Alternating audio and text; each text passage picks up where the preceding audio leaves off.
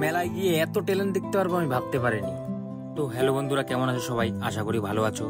তো আজকে যাবো ফাঁসি দেওয়া ধাম মেলা, তাই ঝটপট রেডি হয়ে বেরিয়ে পড়লাম ধাম মেলার উদ্দেশ্যে। তাই বন্ধুকে নিয়ে বেরিয়ে পড়লাম। আর রাতে বেলার রাস্তার সৌন্দর্য দেখতে দেখতে পৌঁছে গেলাম। সেখানে যাওয়ার সাথে সাথে আমরা দেখতে পাচ্ছি প্রচুর ভিড়। দেখতে পাচ্ছ কতটা ভিড় আছে এখানে।